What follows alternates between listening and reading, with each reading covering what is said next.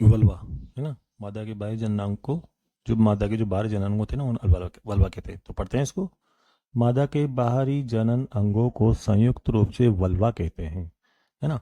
संयुक्त रूप से मतलब कंप्लीट, उनको कंप्लीटली जो नाम देते हैं ना उनको संयुक्त रूप से, तो वो वल्वा नाम दिया जाता है उनको। जो बाहरी जनन अंग होते हैं ना महिला में, वो वल्वा मादा के बाह्य जनन इंद्रिय है। किसी भी नाम से आ सकता है। मादा के बाह्य जनन इंद्रिय को क्या है? वल्वा। वल्वा निम्न भागों से मिलकर बनता है। कौन कौन से भाग आते हैं इसमें? अब देखो, संयुक्त रूप से तो अपन ने वल्वा बोले, लेकिन कौन कौन से भाग आते हैं इसमें अब देखते हैं। पहला है इसमें मॉन्स प्यूबिस जगन सेल, है ना, या प्यूबिस मुंड, हिंदी में प्यूबिस मुंड बोलते हैं आप। तो ये नाम जरूर ध्यान रखना, जगन सेल भी और मॉन्स प्यूबिस भी। जगन सेल जरूर ध्यान रखें, है ना।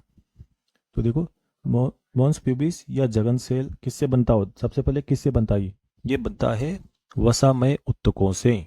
वसामय उत्तकों से बनी एक छोटी सी संरचना या गद्दी होती है, जो त्वचा और जगन बालों से ढकी रहती है। मतलब बाल, हेयर उपस्थित होंगे इसके ऊपर, हेयर पाए जाएंगे इसके ऊपर, है ना, बाल आएंगे मतलब यहाँ पे। तो ये किससे बनती है? वसामय उत्तकों से। वसामय उत्तकों। जगल सेल किसका बना होता है? पूछा जाता है परीक्षा में। जगल सेल किसका बना होता है? वसामय उत्तकों से। जो वसी उत्तक होते हैं ना, उनसे बनता है ना। यह प्यूबिस अस्थि के सामने होती है। मतलब जो मोंस प्यूबिस कहाँ पे स्थित होती है? प्यूबिस अस्थि होती है हमारी, उसके सामने स्थित होती है ना। दूसरा इसका भाग है, वल्वा का दूसरा भाग है क्लाइटोरिस या बकसेप। बकसेप हिंदी में बोलते हैं, क्लाइटोरिस ध्यान रखें आप। तो यह एक उंगली उंगली जैसी संरचना होती है। मतलब महिला के अंदर होती है, मादा के अंदर होती है, फीमेल के अंदर होती है, उंगली जैसी संरचना होती है, जो मूत्र द्वार के ऊपर दो लेबिया मेजोरा के ऊपरी मिलन बिंदु के पास स्थित होती है। मतलब जो मूत्र द्वार के ऊपर स्थित होगी पहली बात तो, है ना। और जो लेबिया मेजोरा है, वो जहाँ पे ऊपरी बिंदु पर मिलते हैं, ऊपरी मिलन बिंदु पर होगी, ऊपर की तरफ जहाँ लेबिया मेजोरा मिलते हैं, वहाँ पे ये स्थित होती है ना, क्लाइटोरिस। इसे आभासी शिश्न भी कहते हैं। मतलब शिश्न पेनिस, मतलब आदमी में पाया जाता है, पुरुष में, मेल में पाया जाता है। तो ये आभासी शिश्न कहलाता है। शिश्न के समान होता है ये।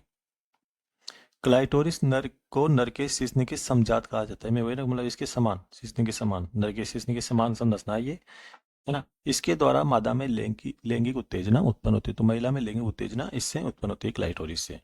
हाँ, तो वल्वा का तीसरा भाग है हाइमन, है ना, हाइमन। योनि का द्वार प्राय एक पतली झिल्ली, जिसे हाइमन कहते हैं, से आंशिक रूप से ढका, मतलब आंशिक रूप से ढका रहेगा। एक पतली झिल्ली है जो योनि के द्वार पर स्थित होती है। हाइमन प्राय मैथुन या संभोग के दौरान पड़ जाती है। वैसे तो ये पड़, देखो, जरूरी नहीं फटे से ही, शादी के बाद भी जरूरी नहीं फटे से ही, किसी भी कारण से पड़ सकती है ना। तो प्राय क्या, जनरली मैथुन के दौरान पड़ जाती है, मतलब ये, है ना। हालांकि यह आवरण कभी कभी तेज धक्के या अचानक गिरने से भी फट जाता है। कभी कभी तेज धक्का लग गया किसी महिला को, है ना, मादा को, फीमेल को, तो या अचानक गिर गई वो, तो उससे भी फट जाता है ये। इसके अलावा हाइमन किस घोड़े पर, जैसे घोड़े पर चढ़ी हुई है वो, तो वहां पे वैसे फट जाती है। या साइकिल चला रही है महिला, तो उस पर फट जाती है। या खेल कूद का कोई उसने अभ्यास कर लिया, तो उससे उससे भी फट जाती है ना। तो ये जरूरी नहीं कि मैथुन के दौरान ही फटे। और कुछ औरतों में हाइमन संभोग के बाद भी बना रहता है। मैं कह रहा हूँ ना, संभोग के बाद भी, मैथुन के बाद भी बना रहता है।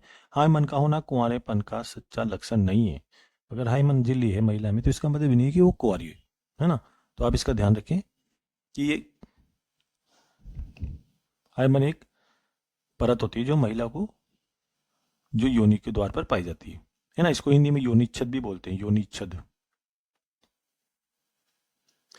चौथा इसका वल्वा का चौथा भाग है लेबिया मेजोरा, और अगला इसका पांचवा है लेबिया माइनोरा। तो ये दोनों क्या है? त्वचा के वलन होते हैं। देखो, त्वचा के वलन होते हैं, फोल्ड होते हैं, है ना। तो त्वचा की मतलब फोल्ड। तो त्वचा के, देखो, लेबिया मेजोरा में देखो, त्वचा का बाहरी मोटा मोटा, ये जो मोटा वाला होता है बाहर वाला स्तर होता है। और जबकि ये जो माइनोरा होता है ना, ये त्वचा का पतला होता है। पतली त्वचा का होता है, ये लेबिया मेजोरा के अंदर स्थित होगा। तो सबसे बाहर तो होगा लेबिया मेजोरा, है ना, बाहरी स्तर, और अंदर होगा माइनोरा।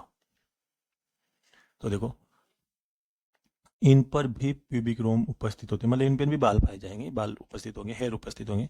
लेबिया मेजोरा वसन कोष, ये जो वसन कोष है नर में, उसके समजात होता है, स्क्रोटम के समजात होता है, उसी के समान होता है।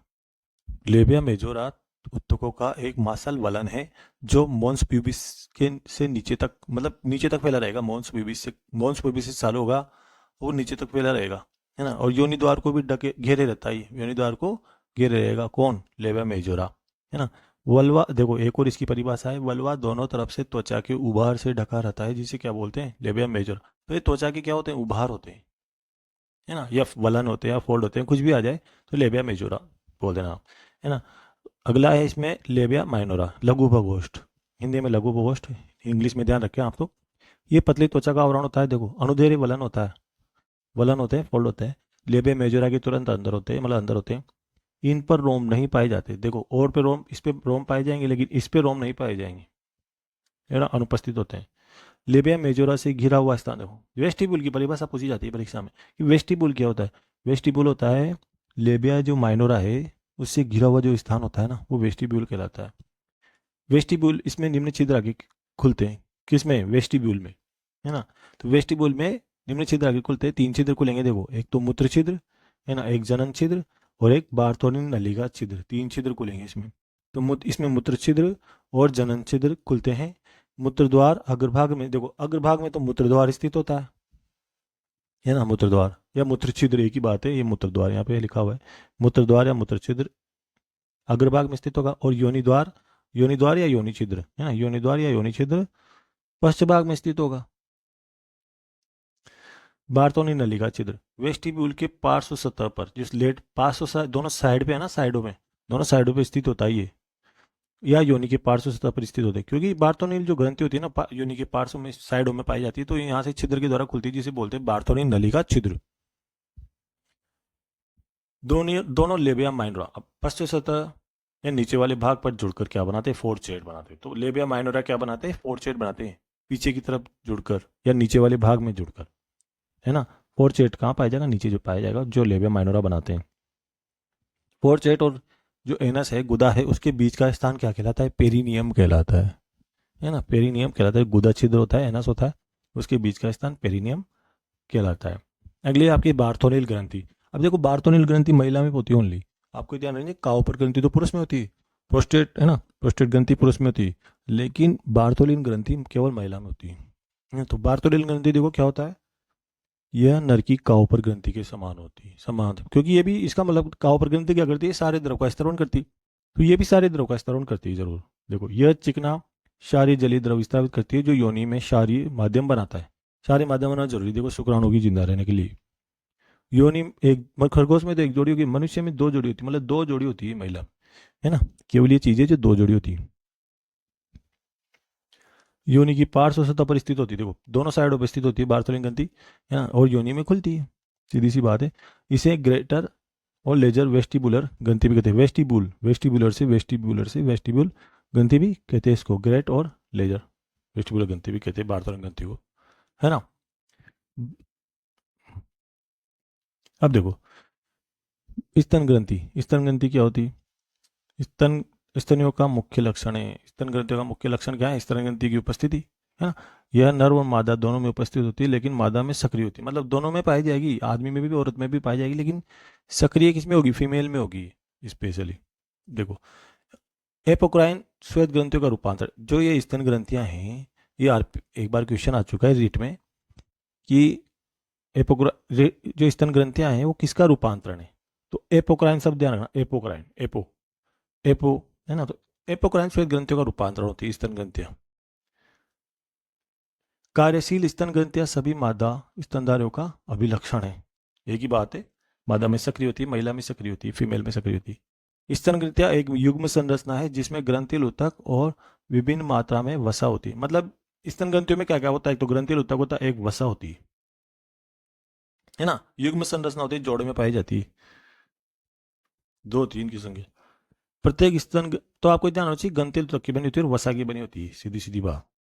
प्रत्येक स्तन का ग्रंथिल ऊतक 15 से 20 स्तन पालियों में, मेमोरी लॉब्स में विभक्त होता है, मतलब स्तन पालियों की बनी होती है ना। देखो यहाँ पे स्तन स्तन सब जगह शब्द आएगा, इसको छोड़ देना, अब तो डायरेक्ट याद कर लेना। कैसे याद करोगे, जैसे ये पाली, फिर उसके बाद कूपिका में खुलेगी, पाली किस में खुलेगी, कूपिका में खुलेगी, फिर ये कूपिका किस में खुलेगी, नलिका में, नलिका में खुलेगी, फिर वाहिनी में खुलेगी, नलिका वाहिनी में खुलेगी, वाहिनी तुम्बिका में, फिर दुग्ध वाहिनी, ऐसे याद रहना, नलिका ऐसे याद करना आप, कैसे, नलिका वाहिनी तुम्बिका वाहिनी, ऐसे याद कर लेना, जिससे क्या स्तन स्तन लगा देना सबके आगे, जिसमें आपको आसानी से थोड़ा याद हो जाएगा।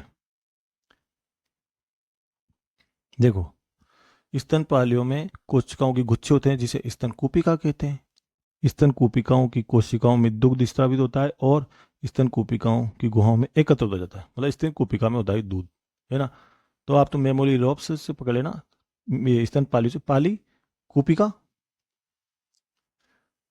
नलिकाओं, वाहिनी, तुम्बिका, वाहिनी, ऐसे याद कर लेना आप इसको। स्तन कूपिकाएं किस में खुलेगी? नलिकाओं में खुलेगी। स्तन नलिकाएं किस में खुलेगी? स्तन वाहिनी में खुलेगी। इनका निर्माण करती है स्तन वाहिनियां मिलकर स्तन तुम्बिका बनाती है, जो दुग्ध वाहिनी से जुड़ी होती है, जिससे कि दूध स्तन से बाहर निकलता है। स्तन ग्रंथि पर उभार उपस्थित होते हैं जिसे निप्पल कहते हैं। देखो निप्पल क्या होता है? स्तन ग्रंथि पर जो उभार पाए जाते हैं उनको निप्पल कहते हैं, चुचुक कहते हैं। निप्पल के चारों ओर का क्षेत्र क्या कहलाता है? एरियोला। एरियोला कहलाता है निप्पल के चारों ओर का क्षेत्र, है ना। तो ये स्तन ग्रंथि हुई। अब देखो आपके दो कंफ्यूज करने वाले शब्द हैं, नोट जो मैंने नोट लगा के लिख दिया अलग से। देखो, नर के शिश्न से या शरीर से शुक्राणु को या वीर्य को बाहर निकालना, मतलब शरीर, उसके शरीर से बाहर निकाल दिया ना, तो बोलते हैं स्खलन। शुक्राणु को शरीर से या इस शिश्न से बाहर निकाल दिया तो बोलते हैं इसको स्खलन या इजेकुलेशन। और अगर मादा की योनि में डाल दिया ना उनको, शुक्राणु को, तो उसको बोलेंगे वीर्यसेचन या इंसेमिनेशन। शरीर से बाहर निकाल दिया, शरीर से बाहर निकाल दिया तो स्खलन। और अगर महिला की योनि में डाल दिया उनको तो वीर्यसेचन, इंसेमिनेशन, है ना। तो ये चैप्टर आपका खत्म हो गया। यहाँ पे मिलेंगे नेक्स्ट चैप्टर में। आप ध्यान रख, चैनल को सब्सक्राइब कर ले, लाइक कर ले, ठीक।